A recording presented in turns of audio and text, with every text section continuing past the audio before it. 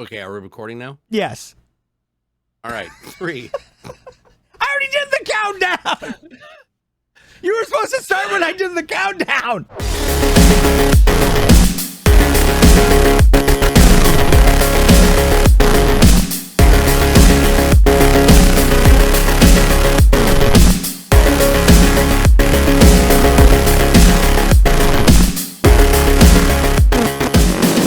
Back to another edition of Pardon the Distraction. I am one of your hosts, DJBluePDX, here with none other than the lost Drake, the man, the myth, the person who can't seem to figure out which record button is which, how to manage his microphone, and more importantly, when or when not to color in his beard. Dare. Today is a day when we discuss all the things we did over the last several weeks. Fuck it, we skipped the whole, by the way, it's an 18+ show. Fuck it, we skipped the whole having a special guest episode because, well, frankly... No, we've done 4 episodes, DJ. We have only done 3. I need you to count with me. We did our episode 10, 11, and 12. We are on our 14th episode. Oh, wait, we shot the shit and then did Indie Game and then did the Marvel, and now it is 4. You're right. We are on week 4. This is recap episode. I have 4 fingers. It feels really He good. does not know how to count. He does not know how to count. First of all, if you're watching us, huge shout out and thank you, and we appreciate it. By the way, you can get your Pardon the Distraction gear at the link down below. I've got my fat ass hoodie on. This shit is lit. He's got the sweatshirt, big old Pardon the Distraction podcast on the front of it. And we are going to be talking about not only a recap of the things that we went over through and some of our favorite moments over the last month, but some of the things that happened this week, including how to look like a cheap ass bitch. Let me go ahead and tell you. If you're a cheap-ass bitch, what do? You don't spend $70 million on a multi-studio division of entertainment and gaming. You simply just buy Bungie for $3.6 billion. God damn it. But you buy it without getting Destiny. Yeah. So let's go ahead and just... We're just diving right into that. We're just going right in. We're just going to go for the hard angle right off the bat. I want to play a game. Let's play a game. Here's a game. Hold on. Drake, who am I? I am going to leave Microsoft because they're a bad partner in publishing. I'm going to leave Activision because they're a bad partner, a bad publisher. We're going to be completely independent forever and ever and prove everyone wrong. 2 years later, we're going to partner with Sony. Oh, I thought you were talking about my grandma. Nope, we're talking about Bungie. Oh, okay. Now, what did Sony get in the deal? I'll tell you what they didn't get. They didn't get the multi-platform and it's a multi-platform, multi-year, and multi-expansion success story that is known as Destiny. Destiny kicked off as the first game that Bungie created and actually published once they departed the Halo franchise. Yeah. And they did a great job with it. It was wonderful. Everybody remembers the joys of Destiny 1, Destiny 2, and all of its expansions. Everything from raids, puzzles, and more. And the one thing that Sony didn't get in the deal was any influence or power over Destiny whatsoever. So Bungie announced today that they have taken complete and total creative control over their IP for Destiny. It is something that Sony will have absolutely zero influence on, but they are hiring like absolute mad cats right now, which means they are bringing and creating a brand new division of the studio to do what? I don't know. I've heard a lot of different theories, and I'm going to be honest, some of them actually hold true. I think if you're looking at something that needs to create a multiplayer experience that is actually valid and legitimate, Sony could definitely do it. Now, granted, the fact that their total multiplayer environment, given their connectivity, is a complete shit show at even its best moments, this could be funny. But, I was talking to Kick-Ass Jamis earlier today about this, and one of the things that he brought up that he thought would be really interesting that most likely is probably near where they're going, they're probably bringing back or trying to create something new. And let's be honest, the FPS framework that Bungie's created for Destiny is a great baseline to start another series. I don't know, maybe as he suggested, Killzone, or what would be even more interesting, to bring back one of the greatest legacies in Sony history, Resistance. No. Starting with Resistance Fall of Man and Resistance 2, Resistance 3, and of course, one of the top 5 games on the PSP was Resistance Retribution. This game is absolutely incredible, and for any of our Sony fans out there, trust me, I'm the first, despite the fact that I'm a Halo guy, I will jump on the bandwagon. There are a handful of games that I absolutely adore in the world of Sony that are unprecedented and you can't talk shit about them. You've got God of War, Jack and Daxter, Ratchet and Clank. There's Uncharted. You've got there's multiples that are incredible games. Horizon, which is coming out with a new sequel. New things. Yep.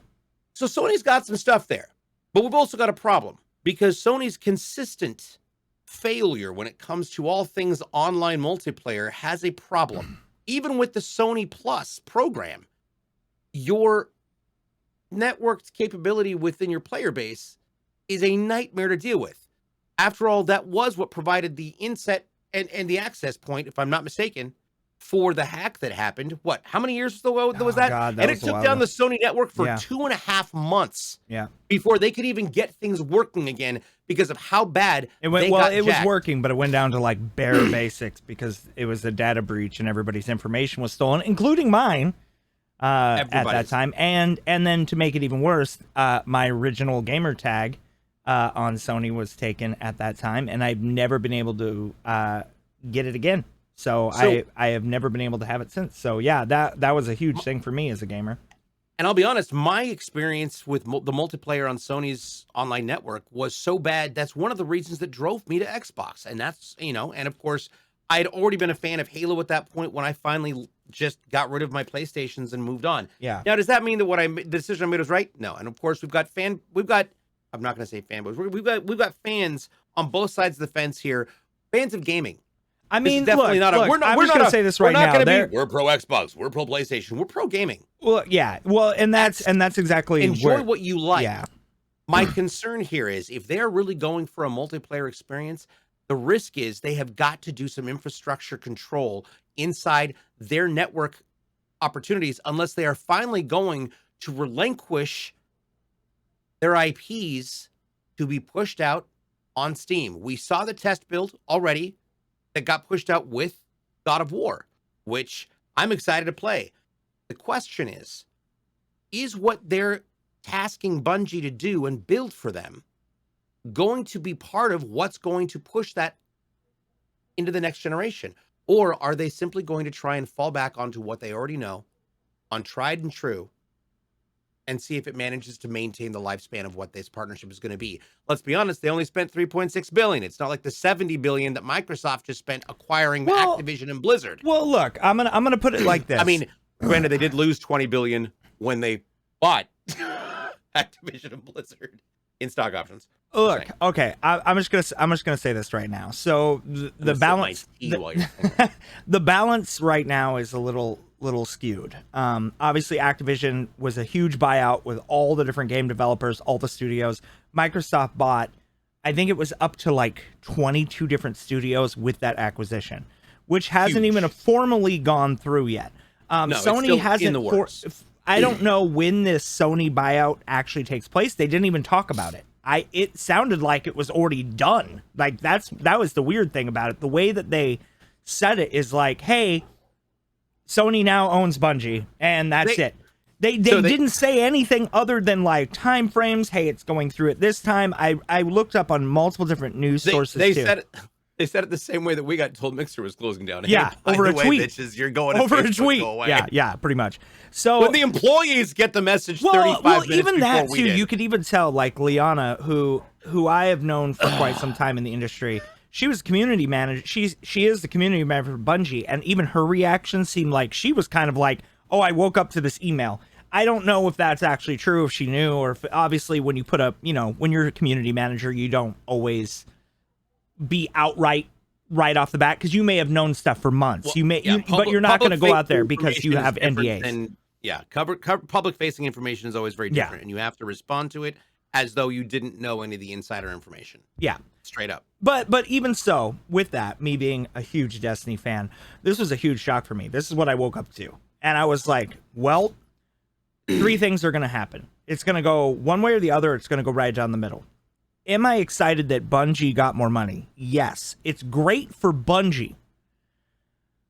But I feel like, as a true Destiny player, and actually like DJ brought up earlier, and this is a big thing too, is that, all right, well, they were part of Microsoft. They left because they didn't have control.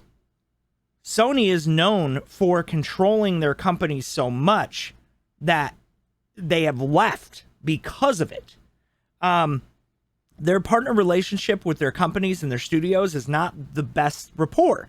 There are a lot of companies out there that are really great, and there are people that have had great, outstanding relationships. And this is based on just facts, news, information that's came out to all of us that we have heard over the last, 25 years.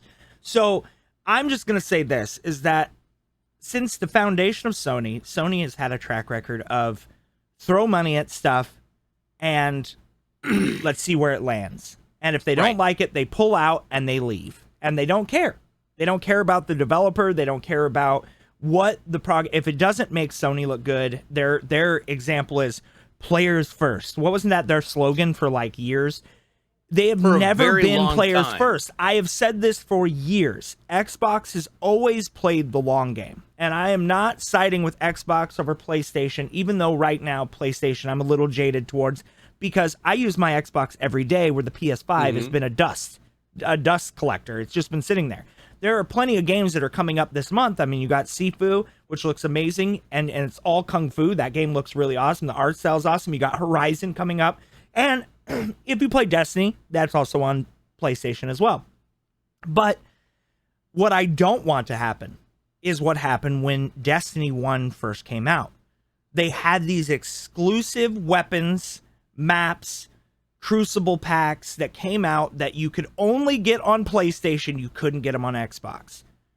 And it was the same with Call of Duty. PlayStation is known for these exclusive fucking deals that shut down the consumer. Us as gamers, we do not get everything that everybody else gets. I'm going to give you another example. Marvel's Avengers with Spider-Man, which was a big hurt. And that huge hurt. That personally cut that player base down. Everybody was pissed about it. Whether the game's succeeding or not now, it still has a fan base, but it's very small. It dwindled. The first month it had astronomical sales.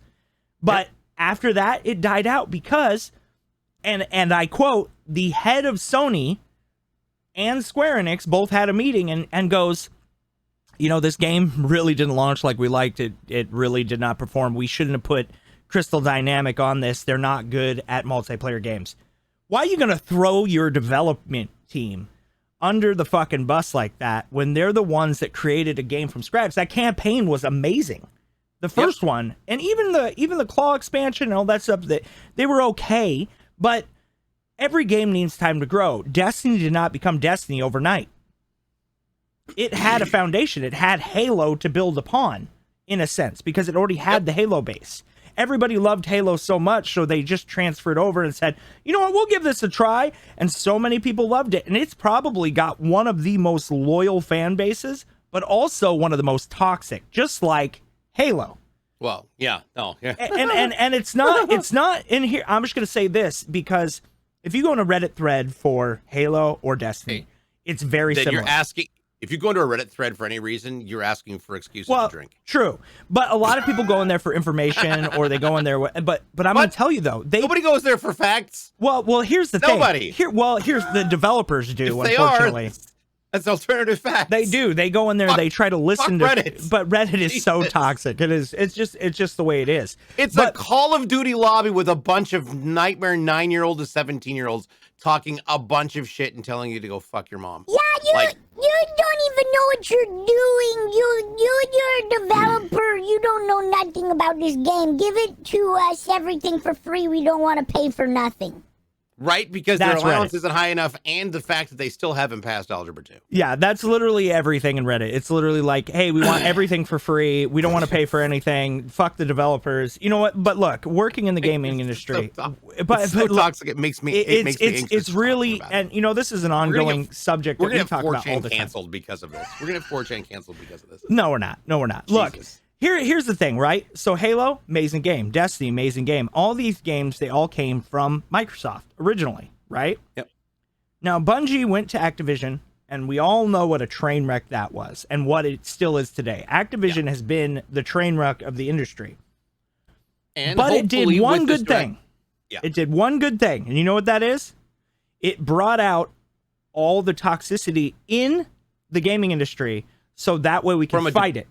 Yeah, from a developer standpoint, and again, everybody at Pardon the D wants to really reiterate our support in coming forward with ensuring that we have functionally diverse and robust environments in order to develop games in that are fair, equal, and respect not only the rights, but the personalities and the ability to be who we are as developers in the gaming industry. I know that sounds weird coming from two white guys, but at the same time, this is not about, like, we have to protect everyone's creativity. The talent from all of these employees needs to be treated with respect and needs to be seen and advocated for. And I'm glad that finally there's a new captain at the helm to finally correct the things that went sideways. And I mean, not just sideways, the horrifically absurd atrocities committed against so many different people, so many different women, so many different people of color at Activision Blizzard. And so finally, you know, and as a gay guy who's in game development and a gamer, this the things like, hopefully this all gets solved quickly.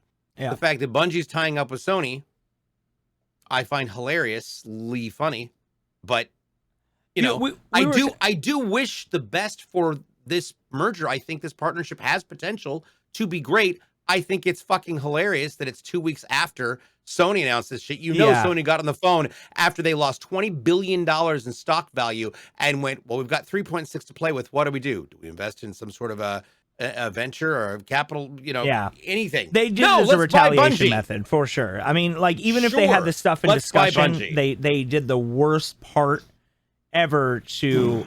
It looks like a retaliatory. Yeah, it looks like retaliatory. Even if it wasn't, most of these deals don't happen overnight. We all know that. Like they're months or years in advance. They're talking. But I would lay money on the fact that there are Bungie employees who had zero fucking clue this conversation was even fucking happening. No, I guarantee you, none of them knew about it except the head honchos, and they went back to Sony and's like, all right, look. Things are expensive. We got this new IP coming out that we've been working on for years, because supposedly they've been working on this new IP for over 5 years. So Bungie is known for one game right now other than Halo. That's Destiny. They had Marathon. They had some other stuff, you know, but and Oni, and like there was some other small games like way back in the day. But being a true Bungie fan that I am, because without them, we wouldn't have Halo. We wouldn't have Destiny. Those two franchises themselves are staples in the industry. They are the reason why. Halo is the reason why we have multiplayer. I don't care what anybody says. Like, Halo is the reason why we have competitive multiplayer, why we have esports. A lot of people say it's Counter-Strike and all these other things. No, it is Halo. Halo brought that in the mainstream public and made it a big thing. I used to play Halo 2 professionally and traveled all over the world playing Halo 2, and believe me, back then the pot was 10 grand. Now for something like that, it would amazing. At the time, back then it was amazing. Game? Come on, but those incredible. But those things, now, you look at them. Those should have been worth millions and millions of dollars. The gaming industry is the fastest growing and most culminated esport or splash sport. I think people are getting paid more now in gaming than they are in actual the NFL. I mean, look at Ninja when he went to Mixer. I mean, he cleaned house there. I mean, he made money. He didn't even have to fulfill his contract because they broke up with us over a tweet. But he just got a contract. I mean, and you look at Shroud, and you look at all these other competitive gamers that all left, came back to Twitch, richer than ever. They don't have to worry about shit the rest of their life. They got endorsement deals. They got everything else. There was the big publicity stunt. And you know what? I am so glad that they did it, because that's smart on them. Good for them. For everybody else, for all the smaller streamers, though, it still is a very hurt, wounded thing. And it doesn't... Go ahead. Although I am entertained by some of the Sony fanboys that are on Twitter claiming that, guess what? We're getting Halo because they bought Bungie. Yeah, I actually saw that in some of the Twitter feeds today. And I have a rule that has been handed down to me by people in these studios. Don't respond to these tweets. So I don't respond to these tweets. But I'll damn well call them out. You know what I did love, though? Jesus one of the things I did love today, Liana, I love to bring her up because she's got a sense of humor like I do. She's got a very twisted sense of humor like we do. That's why I love her. But Oh no. But she literally goes, God of War, possibly in Destiny. ... Reddit, don't kill me. This is not real. And I was just dead. I was laughing so hard because people are going to spin that and think that Kratos is going to be in Destiny now. But you know what, though? You never know, though. I heard never it says somebody at Bungie. It's going to happen. It's going to happen. Well, look, we never thought in a million years that we'd ever have Halo weapons inside Destiny, and that happened. You know what I mean? Like, well, I feel like kinda, but not really. Tribute elements to the origins of the creators. Sure. I mean, it was why not? That's guns. Yeah, like it's not the real things. It just looks like it. They're cosmetics. They're nice. They're cool. It's a great add-on. I mean, they were pretty close. Yeah, right. They were pretty close, and they added the skulls, and they added those other things too. Yeah. In the 30th anniversary, but that's their 30th anniversary. That's everything they've ever developed, so it makes sense, And we'll probably see a 50th anniversary, and I'll be in a walker pooping my pants, but I'll still be playing Bungie games, and they'll probably be on the new. Kids, you can't beat me. I'm the shit. They'll be on the new. You actually took a shit. Damn it. Well, it'll literally just be. I'm in a raid. God damn it. We're literally just going to be sitting in a wheelchair playing video games in a VR headset, but it's going to be called the Ninson Box. The Ninson Box, right? Ninson Box. You know what? That actually is a pretty catchy name. I'm not going to lie. Ninson Box. I got asked that question the other day. What are you going to do when you retire? I said, the fuck do you think I'm going to do? Play video games. Travel and play video games. Yeah. What the fuck do I do for a living now?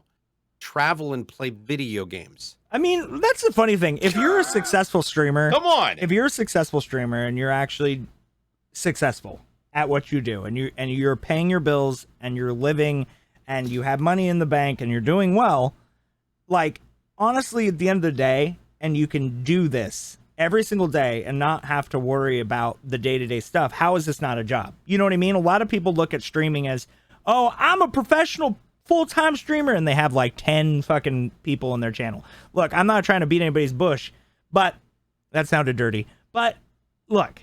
Wow. It did. Sorry, I had to say it. But anyway, so what I'm saying though is that, like, a lot of people get a little too big-headed when they start doing content. And you start looking at these people and you start sitting back, and you this is going to be our gaming society in 10, 15 years. What's happened today in this last 2 weeks between Activision, Blizzard, we're going to be playing their newest games. But it won't matter what system it's on. Like we said, we're pro gamer, not console. These things are going to flop left and right. Oh, they're on Sony. They're on Microsoft. Oh, they're on Nintendo. I don't know why I got a really I'm like, why are you suddenly from Arkansas? Dude, I don't know. Well, I'm a good swimmer. What? Wait. Wow. Okay, it's anyway. It's a landlocked state! Yes. What the? Against Gators. I don't know. Anyway, everybody from Arkansas just canceled me. Sorry. They don't even know how to use the internet. It's fine. It's technically pronounced Arkansas, so it's fine. Texas. Arkansas. Arkansas. Okay. Well, everybody in Arkansas hates and unfollows. They hate this podcast now. They all No, it's all right. We love you. Now we're going to start getting dislikes. This is what happened. Yeah, we need to cut this whole piece. Yeah. Get everybody out. Kick us out. We need new hosts on this show. We're going to get canceled in Arkansas. That's how it happens. Jesus fucking Christ. So, and just to be clear, we want to, can I, oh, no, I'll leave that alone. Wait, what were you going to do? Now I want to know. I wanted to, yeah, no, we're going to leave it alone. I'm going to leave it alone. I'm not Why? going to bring it up right now. Why? What is it? Now I want to know. You can't do that. Now you got everybody who's listening intrigued. I'm intrigued. Now I want to know. What are we going to say?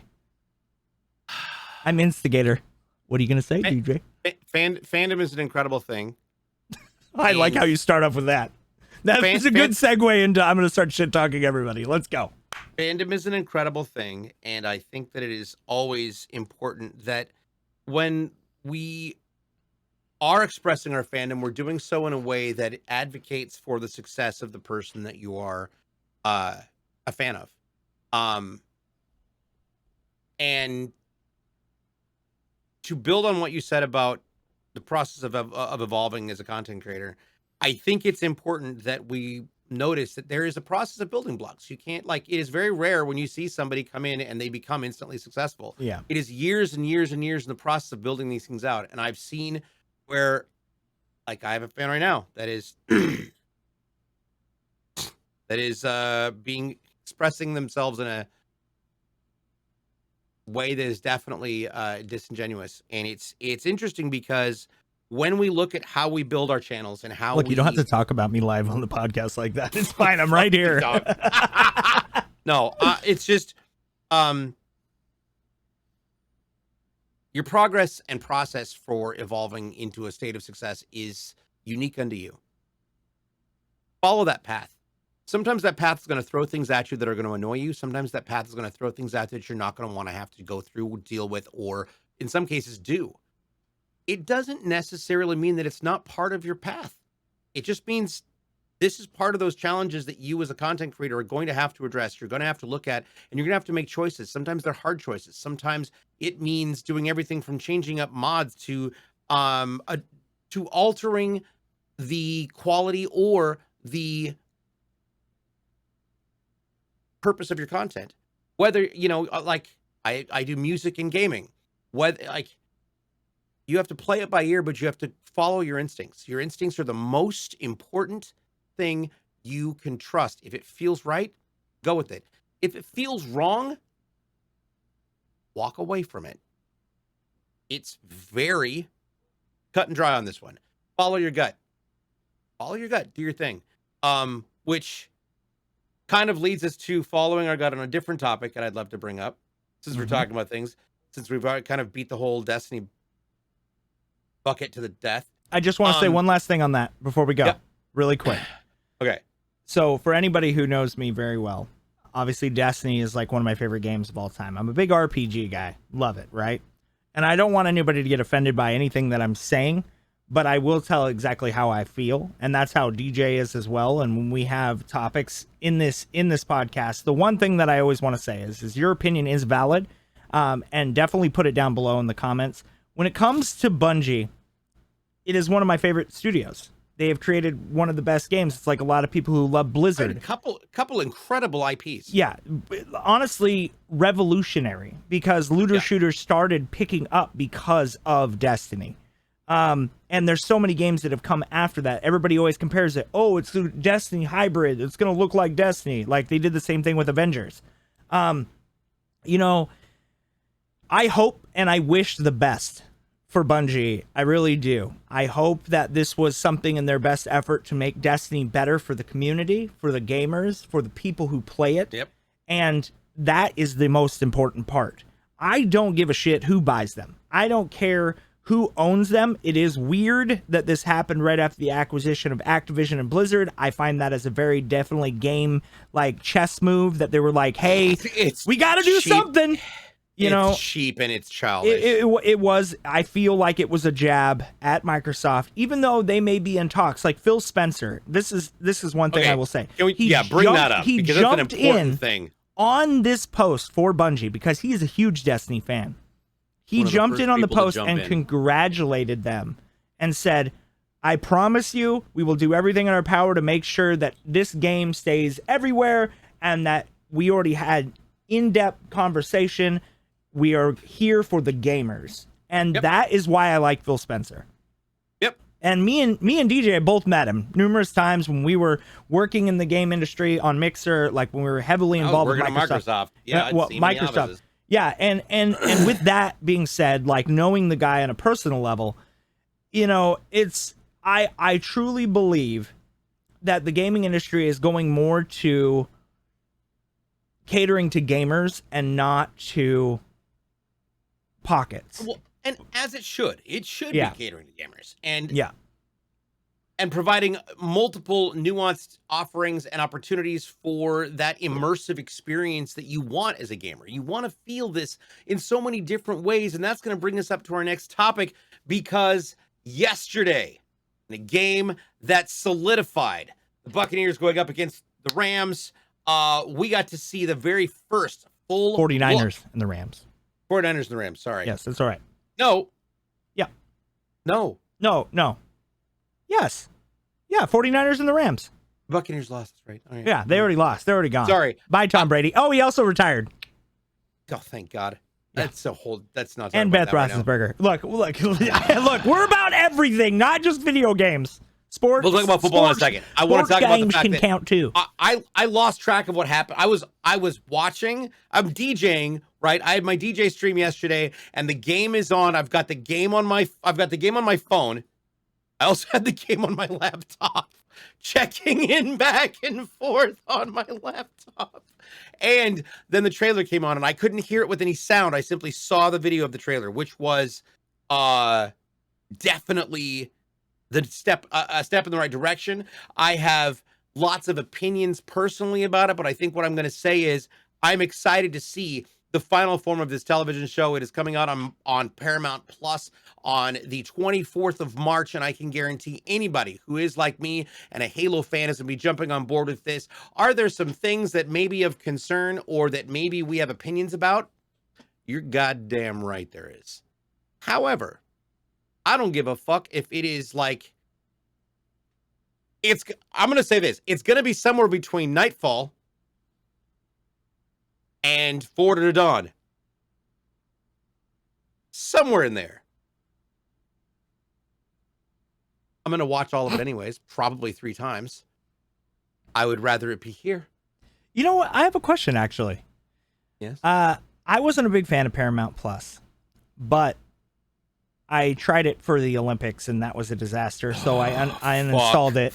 Honestly, that's all the Olympic offerings. I was so pissed off at there. Well, Peacock, my little sister, Peacock like can literally eat my ass. Michaela Skinner, which was a story in herself.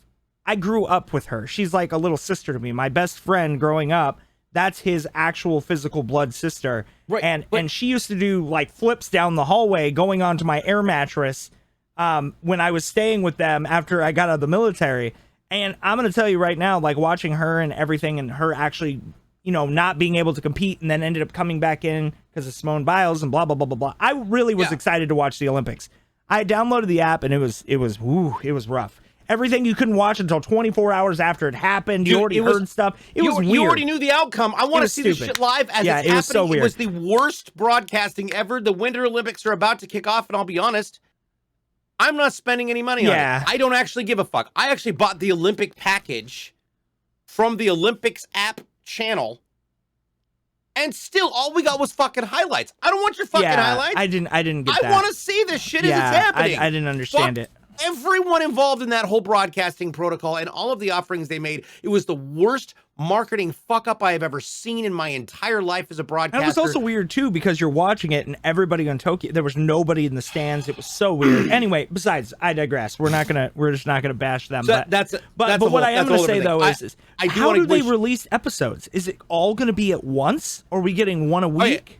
I'll be honest. I think, and I've been watching this happen, and more of these streaming services are getting it because you can watch it when it comes out. Like they could do Netflix where they just drop a whole season. Fuck it, there you go. But Netflix is also a monstrous machine of activity. And who is now getting into gaming too. But now you're looking at, so how do we, and so here's the thing. You can do your first month trial, and you got a 2-week free trial, whatever, and drop a whole season, except for they're going to watch that shit and bounce. They're not going to pay for their shit. You're not getting money for this.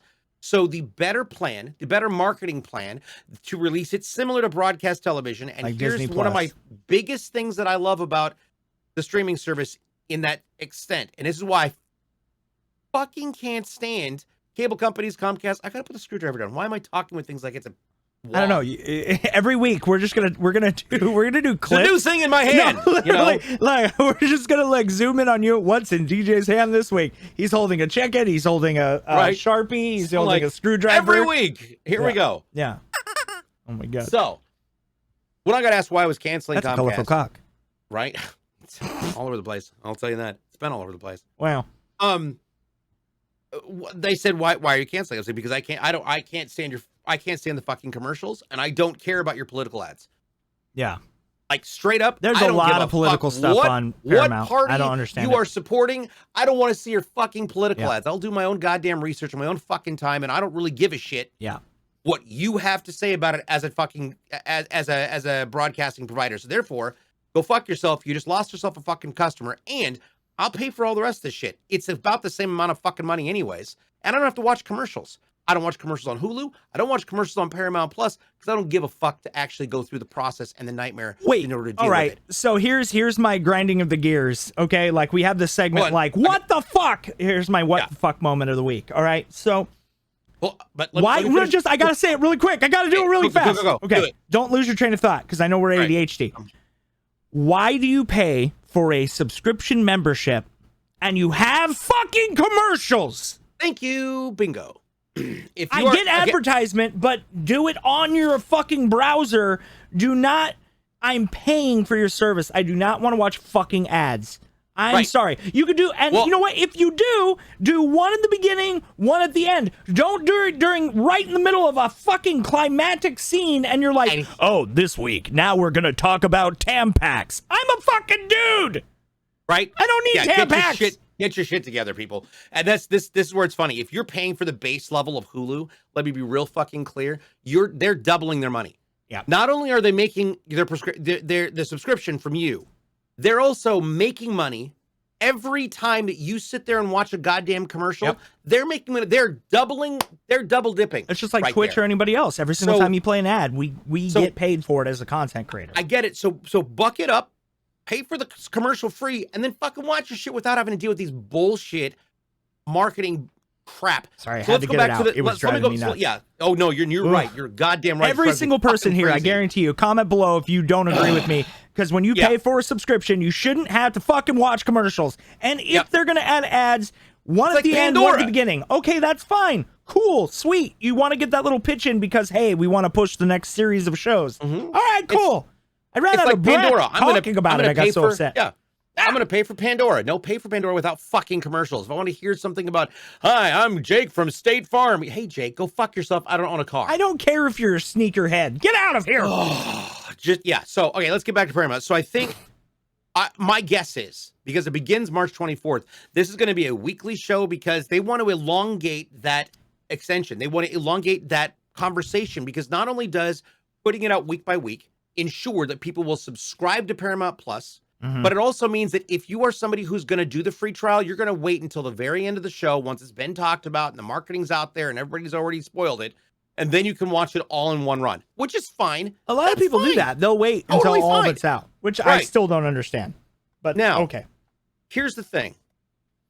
When you're considering the amount of marketing capital that I would say it's unpaid for marketing capital. You're talking about everybody who's going to be talking about the show, whether it's good things, bad things, fuck ups. You remember how much attention Game of Thrones got because there was a Starbucks cup on the fucking table in one shot that that HBO they went back. They'd already edited it out. It was already ready to be replaced, but it got left on for that first day's episode so people could be like, "Did you see the Starbucks cup?" And then what happened the next day? Oh, it was replaced. And Starbucks had a specialty drink, and they made money, and everybody made money, and... You put fuck-ups in there, and people talk about it. That shit was trending for a week and a half. So now we've got the show trending every week coming out of the gate. Paramount's going to make their money because the true Halo fans, the hardcore kids like me, are going to be paying for that shit. And I already pay for Paramount Plus because I love fucking Star Trek. You can judge me and talk shit. I don't care. I don't hate Star Trek. I'm talking about the fans. Wait, are you talking about the new Star Trek series? Discovery's on there, but you can also pick up all the other. Oh, Star Trek Discovery's I haven't watched it yet. I watched the old ones. I watched the old ones, but I heard they brought everybody old back, and I want to see them all with tennis ball walkers. You know what? Let's talk about that in a second, because that's an actually really good segue.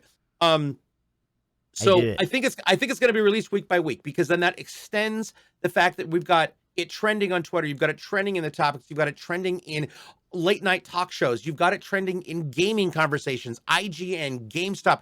Everybody's going to be talking about this, on top of the fact that it pushes that exposure level to such a higher degree that you have to start considering what kind of marketability games have. What happens if they see the success here? Maybe Sony is going to start putting it together and go like, you know what we're going to do? Let's make Destiny the show. Well, that has been in talk for a long time, though. Because they already did those live action commercials, dude, and those live action commercials were insane. They're so good. Great. But you want to know something else? Actually, you saying that, they even said that the new cinematics that are going to be in the new campaign that are coming in the new expansion in 3 weeks, which that's so crazy in itself, are going to be live cinematics.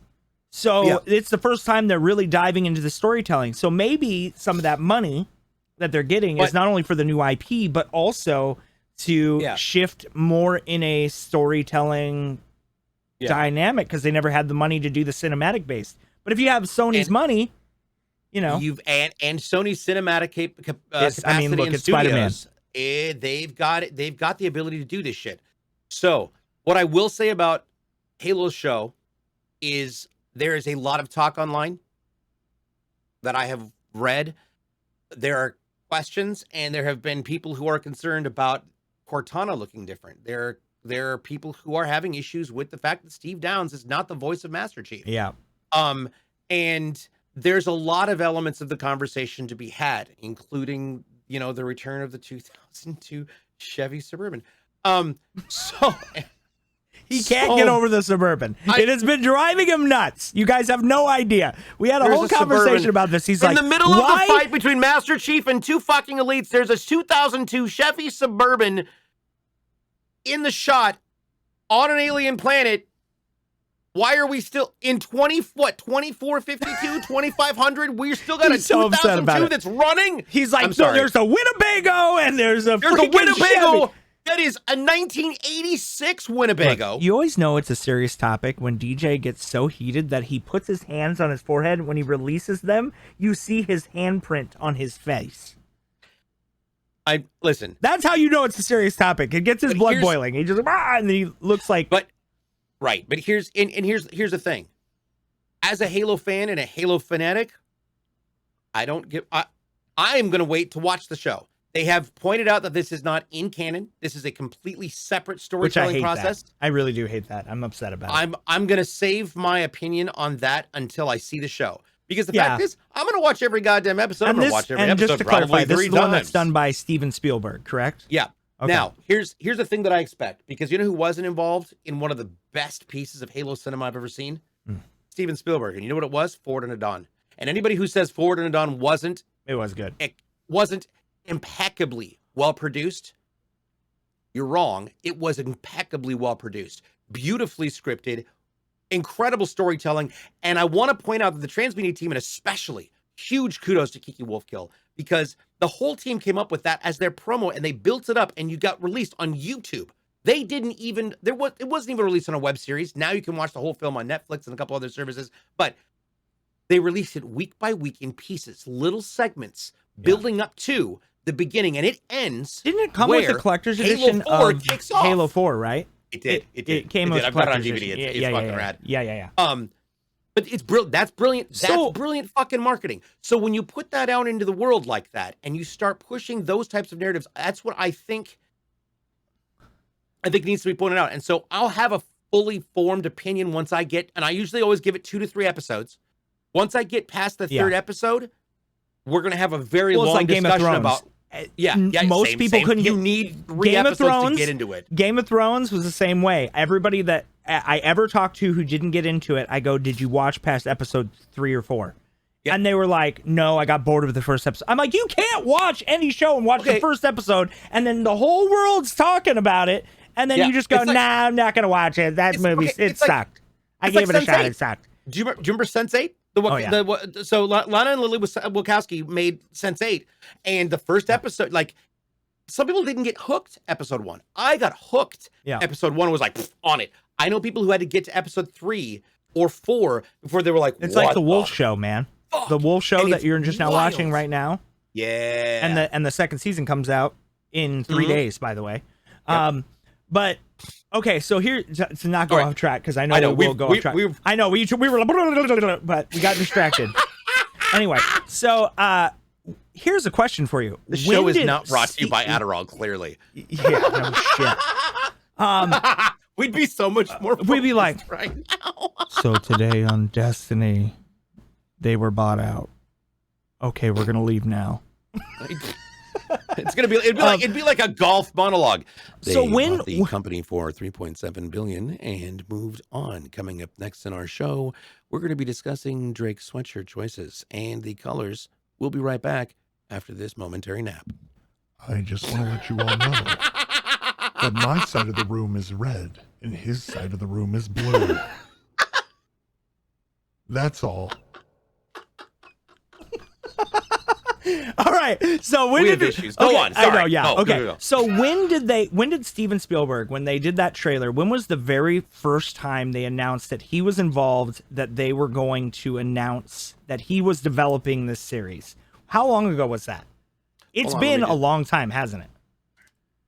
At least 5 years. It had to have been 5 to 10 years. I feel like it's been a long time since they first announced it. It was originally announced by Wired magazine on May 21st of 2013. Jesus. So almost 10 years ago. 9 years ago. Eesh. Now, granted, Well, I mean, look.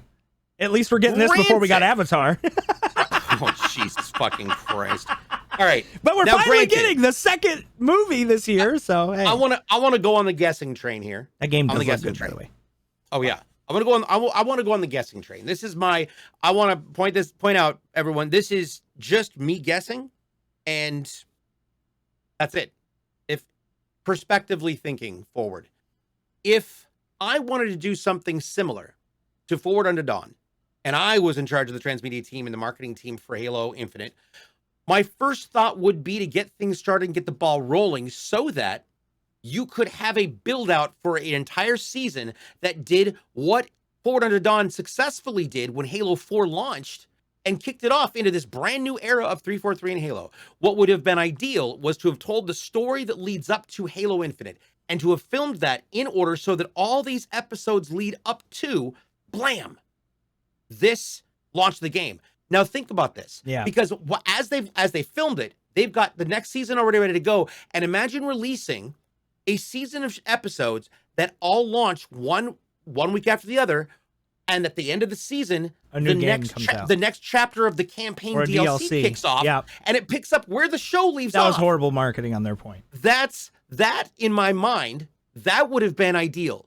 That would have been the perfect iteration of this. What no one anticipated at all was COVID coming in and absolutely decimating entertainment across the board. Because you think about it, Yeah. productions got shut down, you've got director changes, you've got people jumping all over the place, you've got the game getting delayed by a year. By the way, just so everybody's clear, comes COVID, apart. you don't automatically start jumping everywhere.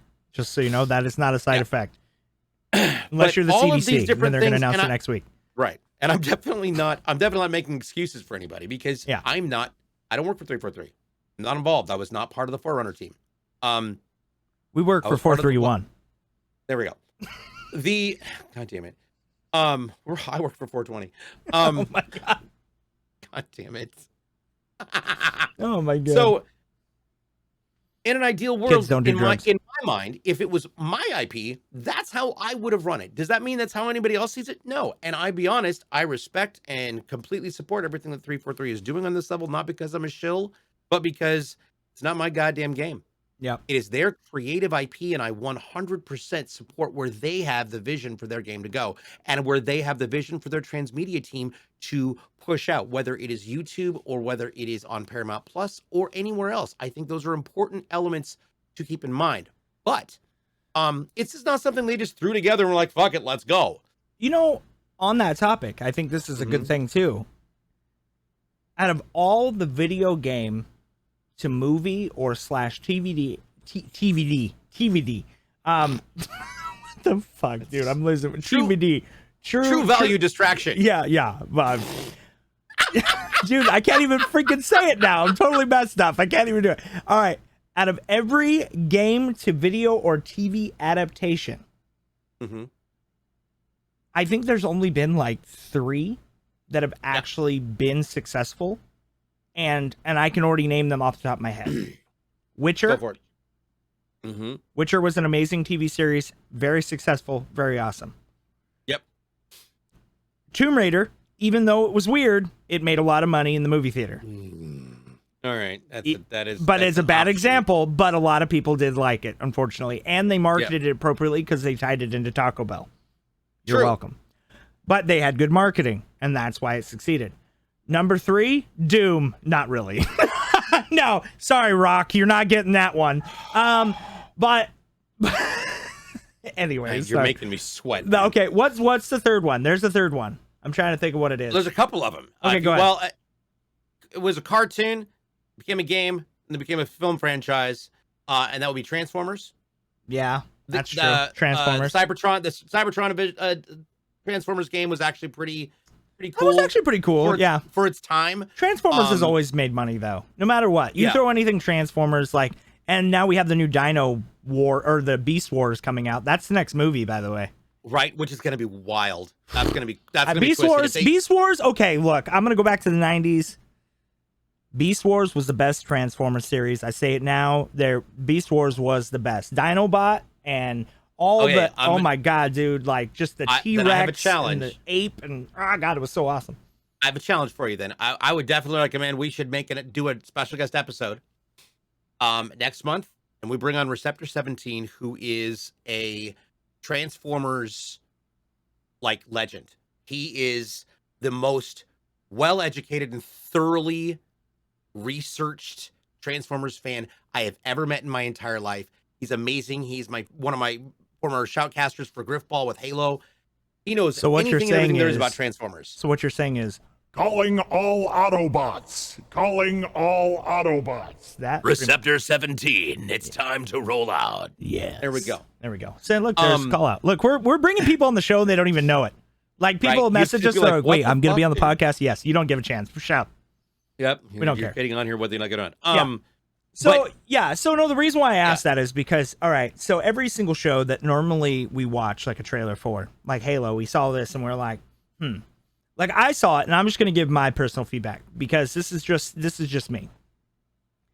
Playing all the Halo games, the stories have been very well done for the very long time until 5, which did you read the books? I did. I have all of them, and I love them. So you understand about the insurrectionists and all of that? Yes. And especially all the prequel stuff, especially more with the ODST and the Spartans and all the school and Halsey and the development. And I mean, obviously, if you played Reach, that's a lead up to a lot of that stuff. But and Master Chief, So besides the point, if you haven't read those books, definitely go get them. They're all fantastic. Definitely read the Halo books. Yeah, they definitely flesh out everything a little bit more and make everything really nice. Yeah. Even if you're not a reader, they read like a video game. Yeah, trust me, it will change your entire concept of reading. They're just you get in, you just go. They're good books. Both whoever wrote the Halo books and the Gears of War books did a really good job because Gears of War books are the same way. They're very clean. There's a team. There's a team of authors. Yeah, they're so good. Fucking incredible. So the thing is as you're going through this and you're watching the campaigns in the games, and this is not canon, and obviously the main voice actor is not the voice actor for Master Chief. Spoiler, if you haven't seen the trailer, get good. But I'm just going to say this now. You hear a voice, right? And Master Chief has never taken off his helmet. You've never seen his face. You don't know what he looks like, ever, in any game. Yeah. Supposedly in this, he takes off his helmet. And he's like a regular everyday Joe Schmo, but he's a badass. And it's and Cortana looks fleshed out and actually looks humanoid, which is weird. And there are some other things that are really questionable about the series. I'm with DJ on this. We're going to watch it. We are definitely going to give reviews on it, and we're definitely going to talk about it on the show, and we're probably going to get other people that are big Halo fans on the show to talk about it. And I'm hella excited. It's our first Halo TV show. Yeah, we are getting but here's the thing. This is the same guy who brought us revolutionary VFX and brought us the T-Rex on stream for us to watch back in the late 90s when nobody did shit like this. So I'm hoping we get this Jurassic Park level incredible. So I'm hoping that it is that. I'm hopeful. I'm hoping that it continues on. Maybe the first season's a little rough around the edges and then they clean it up because it does look a little rough. I'm not going to lie. But it doesn't mean it's not going to be good. The story could be fantastic. I'm going to treat it just like our segment last week, how we talked about it. Comic books to movies. Yeah. You cannot always judge something just because you know the baseline. If just because you read the comic books doesn't mean the movie are going to fall exactly like it, you know? It doesn't mean it's going to be canon to everything in the comic books. It's going to be the same way with the games compared to this show. Nothing, there's going to be things that we know and love. You're going to see Cortana, you're going to see Energy Swords, you're going to see Elites, you're going to see Covenant, you're going to see Master Chief. It's just not going to be the same.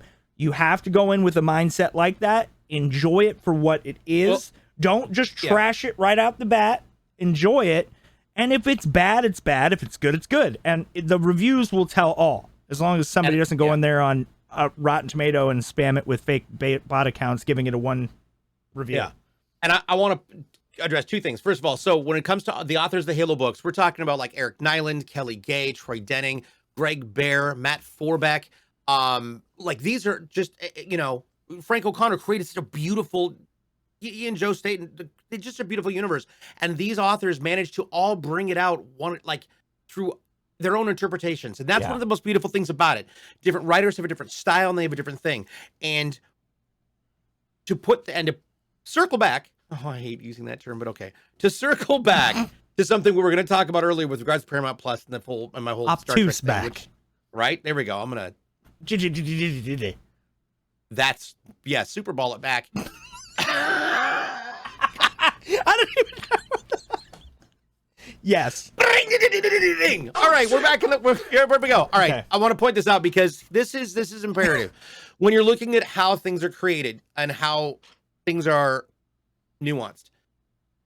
I went back through because I have my sleep structure where I will watch a show to go to sleep. And usually the show I've already seen, movies I've already seen, because I'll just fall asleep to them and it's fine. I decided to go back and rewatch the Star Trek movies, the original Star Trek movies. But plus, Kevin hadn't really seen the Star Trek movies, right? And the ones he had seen had been a long time ago. And so all the references, when I was watching the new J.J. Abrams reboots, there were so many different things, so many different callbacks, so many different tributes, and so much fanfare provided in a new and differently unique way that were incredible. Are they still continuing that, J.J. Abrams? Is there still more? I'll talk about that in a second. Sorry. Because I actually have researched this recently, as of yesterday. Okay, good. So, when you're talking about how Halo is envisioned for television and movie, one of the key elements to think about is we are seeing the creative influence of the director and the producer. Steven Spielberg has such an incredibly robust catalog of unique films and universes and worlds that he's created through his visionary team. And it's the way that he's interpreted what he's experienced.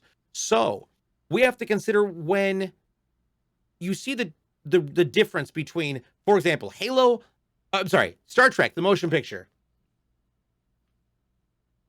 It took me 7 days to get through it because I just kept falling asleep. It's that boring. It's that bad of a movie. It was legendary at the time because it brought back something. Now wait, are you talking about the William Shatner?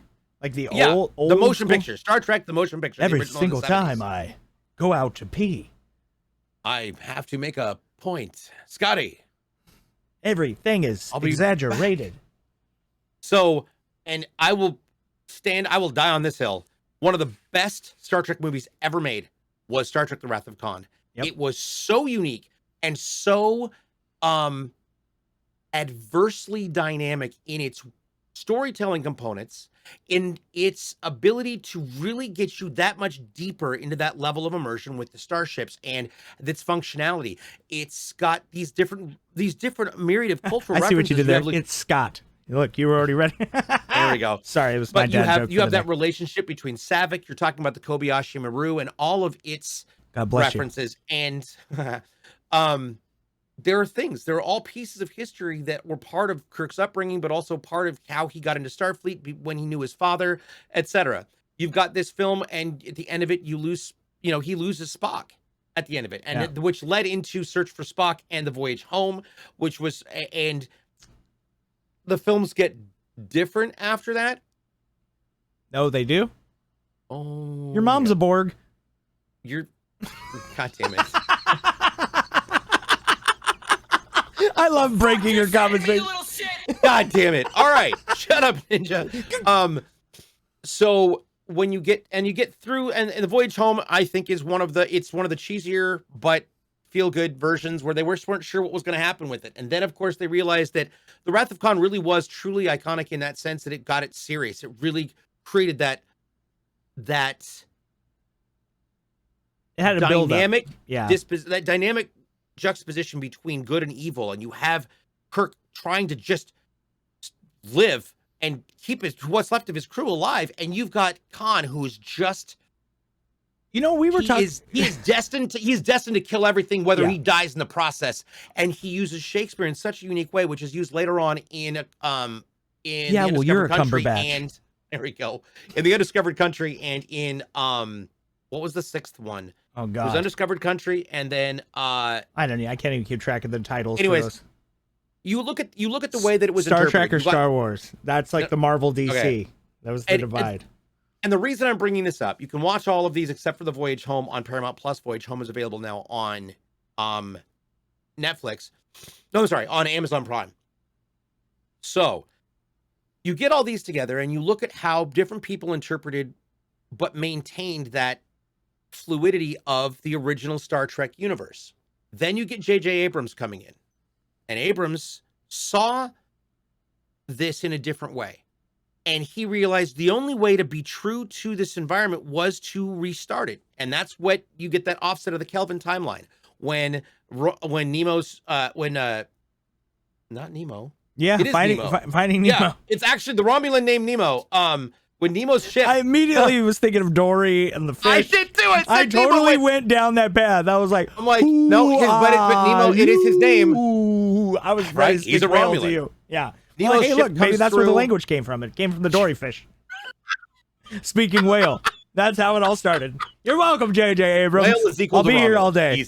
Easy. There we go. Whoa. So you look at how he reinterpreted that by changing the baseline of the timeline, which also alters some of the characteristics of the characters. But the key is that you are who you are destined to become. You are who you are destined to be. And that is part of, I think, the truth that Abrams managed to pull through in the Star Trek timeline. He managed to pay homage to what was happening, including the destruction of Vulcan, which never happened in the original timeline. But all these little things are happening in the process of this. They went through the process of us losing Spock, like Ambassador Spock, in the, with Leonard Nimoy's death in the process of the third film, Star Trek Beyond, and you roll through all these different elements that were so imperatively important to telling the story in Wrath of Khan and the Search for Spock, and now they've got this whole open gateway. The way that Halo should be seen from a television series standpoint is this is how it is being interpreted and envisioned, not by the fans, but by Steven Spielberg, the writing team, and those executive producers who helped him shape that vision so it is as close to what it needs to be in order to be appropriate, but also allowing him the creative freedom to see it through his own eyes. So here's a question for you, though. And so that's the thing. Even if it's different than what I would have done as a creator, guess what? I'm not the one making the fucking film. I'm not the one making the fucking show. And I leave it to his creative prowess to show me what he thinks and live in the world that he's envisioned and that he's created through this opportunity. As long as we don't have a Last Jedi situation, we'll be fine. Christ on a cracker. That's all I'm saying. But we not do that show right now because we'll never get out of here. Yeah, I know. We're not even going to dive into Star Wars. But, well, I will say this, though, on video games. Look, this is a great segue. Hold on, real quick. No, but you had one other question. So here's the thing. With the death of Anton Yelchin, you had the question about what's going on with the next Star Trek. Oh, yeah. Yeah. So Anton Yelchin. You forgot. You could have moved on. I would have forgot. Oh, Anton Yelchin, who played Chekhov, as we all know, passed away. Weird way. Well, no, it was a recall that ended up becoming a recall that happened on the Jeeps. Like those Jeeps had a recall that was put out on them immediately after this because it is a problem. Like they wouldn't stay in park, and it rolled back and killed him by crushing him between him and his gate. Yeah, it's. The other side of the coin is Anton Yelchin was suffering from cystic fibrosis. And nobody fucking knew. And he kept that shit as quiet as possible And you can see if you watch his appearance in the way he looks in in Star Trek Into Darkness with Benedict Cumberbatch, and that's the second film that that Abrams made. And you look at him in Beyond. Is that one called Wrath of Khan as well? No. Not the Wrath of Khan. What was Into Darkness. Star Trek Into Darkness. Right. That's right. It's got Peter Weller, who used to be RoboCop. And everybody still forgets to this day that Chris Hemsworth was in the Star Trek. Is his dad? Yeah, that's George. That's George. That's George Kirk. Yeah. Which I wish they would bring him back into it, because that would probably help it sell even more too. I'm just saying, bring both the Chris's in. Bring all three of them in. Fuck it. Just bring Chris Evans in there too. The big thing has been the conversation about the chemistry. There was such a uniquely well-balanced chemistry between all of the cast that created the bridge crew that recaptured that same level of camaraderie that the original cast of Star Trek was able to create. And they managed to find just the right people to do this in the right way. And so the question then came down, do we recast Chekhov or do we write him out? And that creates a very big problem, because you can't just do a death scene with an actor who no longer exists. It's the same scenario that they had with Black Panther. How do you write this? Same thing. Yeah. How do you write this in a meaningful way that pays respect to the lost life and lost character, but also recognize that this is a character that now was part of everything Star Trek ever, is now gone. Yeah. And Chekhov's gone. So you get that, and they have to find a way of doing it. And so it was interesting. There was the Collider did an interview with Simon Pegg. Simon Pegg made the comment that he was actually texting JJ the day before, like, where are we at with this? And he's like, we're waiting.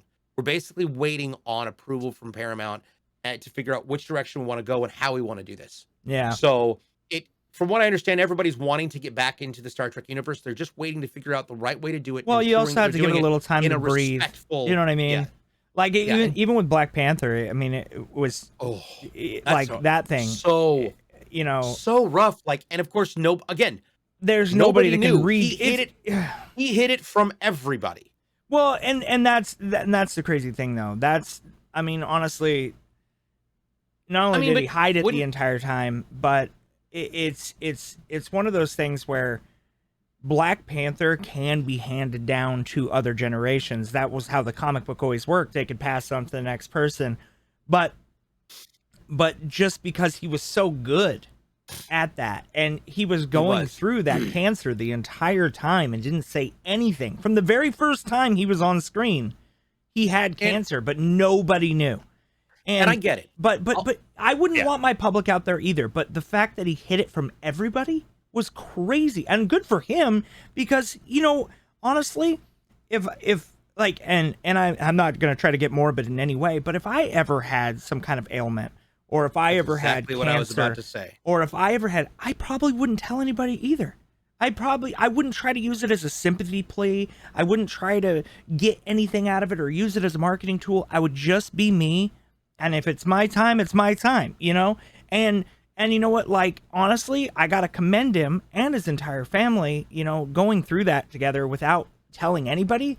That's got to be the craziest secret you would keep in your entire life, So, I mean, honestly, like, they've already talked about it, and we still don't even know what's happening in Black Panther 2, but it's coming out this year. Yeah. Well, and there's been rumors that they're passing down to Shuri, and then there's been all the anti-masking stuff with her right now. She can't even be on set because she doesn't want to wear a mask and she doesn't want to get vaccinated. But she was already a pre-negotiated contract with Marvel before that mandate passed. But now Marvel is like, you either get vaccinated or you lose your job. And a lot of people are, and now even Wasp, Evangeline Lilly, she's, I guess, that way as well, too. And they're like, look, we don't give a shit. Like, we're protecting people. It's not just about you. It's about everybody. And so people are, left or right on it, whatever. But and I'll be honest, if you fuck up Paul Rudd and Michael Douglas, I'm going to be really pissed off, Miss Lily. Yeah. I mean, Paul Rudd will never die. He's like Benjamin Button. He'll never age. He is Benjamin Button. He started old. Oh, my God. He started old. He had an old soul from the second he popped out of his mom's hoo-ha. Wow. Yeah, I'm just saying. Use the word hoo-ha on screen. Yeah, hoo-ha. That just happened. Look. Yep. Now I'm not the one who said it this time. Yeah. Yeah. Why is my? Oh, I've been drinking coffee. That's right. So let's before we keep going down really the movie thick path, coffee. Yeah. because this is a recap month anyway. This is our 4th week. Yes, there's been 4 of these, DJ. This is the 4th one. I know. This is the 4th one. Oh, yeah. True. Yeah. Now you know. Now you know. I know. We had that argument earlier. But anyway, so what I was going to say, though, we do have a big month of video games coming up. We have a lot of big things coming up. We have huge Sifu. releases. Pokemon just came out. Pokemon Legends. Dying Light 2's coming. Dying Light comes out tomorrow. Yeah. Dying Light 2 comes out. Yep. I'm excited. I know that tomorrow I'm going to start on God of War during the day and then rotate to Dying Light 2. Nice. And just bounce between those two. It's going to be a lot of fun. Yeah. We've got a lot of good games to come out with. We've got You're a lot not of gonna bounce. good You're things going to to play talk God of War about. nonstop. I'm going to tell you right now, you cannot yeah. leave that game once you start it, dude. You're stuck. I'm No, sorry. that's- you know, Dying Light's James going was to take a telling me the back burner. same thing. I haven't even bought Dying Light 2 yet. I've been kind of like waiting. Oh, but I bought the legendary shit of that last year. Yeah, I was going Early. to. I was going to, but I was like holding off that Like, if I get a free code for it, I'm giving it away. Well, I already paid for it. That's honestly, I was kind of waiting for that a little bit. I'm not gonna lie, but also too, like most of the time we get review copies anyway, and I always do my reviews on the games anyway. But ultimately, at the end of the day, we have Dying Light 2, which is huge. We also have Sifu. Which is a martial arts, crazy looking game. It's gonna be on PS4 and PS5, and I believe PC as well. I was afraid where you were going to go with this, and I'm glad that's the direction you took it. Okay. Anyway, so I can already see your face, and I know where you're going now, and I'm not going to say it out loud. Anyway, so then we have Horizon Forbidden West, which is coming out on PS5 as well. Yes. Unless Microsoft buys them up, I don't. But anyway, sorry, I had to throw one jab in either direction. Yeah. Or we'll just, you know what? Let's just say this. Maybe Nintendo will just get ballsy and buy both Microsoft and Sony and just say screw it. Let's hope that does not happen. That'd be weird. Anyway, so yeah, and then we have Destiny coming out, obviously the 22nd, and Elden Ring. Yeah, and yep, I've got Elden Ring codes already. I'm super excited about that one. Plus, if I'm not mistaken, so far the expected beginning of delivery for the Steam Deck is the 25th. Is the 25th of this month as well. Yep. I have one ordered, but mine so do I. I'm second wave. I'm the big one. I got the I got the big one too. I'm second wave. So we're second wave, and when we get those, it'll be exciting. Yeah, we'll do a showcase. We'll show them on stream. Maybe we'll do a box opening together. I think that'd be kind of cool. That'd be awesome. So a couple things to look forward to. We've got our indie game. We got Shoot the Shit next week, where we're just gonna sit around and talk around the dumb shit that we see on the internet. Followed by week 2, which will end up being our indie game dev case. Taking a look at all those things. Week 3, of course, we got the return of Cup of Robots and Kick-Ass Jamis to talk about comic books. And we're going to be discussing the new launch that'll be happening a week after that show with DC's Batman.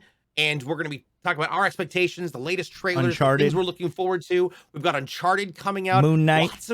And Moon Knight. Yeah, we didn't talk about Moon Knight last time, so we've got a lot of great DC and Marvel topics to go and discuss. And then, of course, week 4, we'll do another recap with all of you. Yep. So that's what we've got for the month of February here with Pardon the Distraction, and I think that's about it. Yeah, Drake, pretty much. Where can everybody find you? You can find us everywhere. Oh, you want more? Oh, okay, gotcha. All right, no, we're on all social media. It's Pardon the D. You can follow us on Twitter, Instagram, TikTok. Obviously, we're here on YouTube as Pardon the Distraction. Make sure you guys like, subscribe, and follow all of our videos. We definitely want to hear your comments. If you find anything funny, hysterical, or maybe we were wrong, or you have other additional opinions and you want us to chime in, make sure you comment down below. And that looks weird when I point down below, but you get what I'm doing there. So make sure you guys do that, because every single one of you guys subscribe. Pardon that. Now I've said it. Pardon that. I don't know. We went back to Arkansas. Sorry, Arkansas. So anyway, can't say it enough, guys. You guys have been killing it. We had almost 6.8K views on the last video that we posted. It's been going up and up. Over 200 plus likes on every video since DJ and me really started the second season of this, and just going forward, it's been awesome. And we are so excited to keep this momentum going. So just keep giving us topics below. If there's stuff you want us to talk about, again, make sure you comment below. And yeah, and maybe if we get enough traction on this, maybe we'll open up our own Discord and you guys can comment with us there as well one day.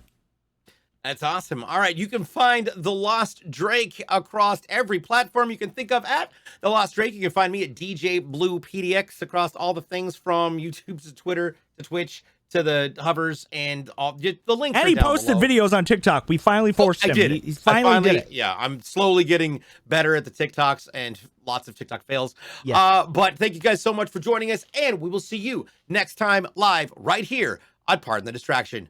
Peace. We out. Bye.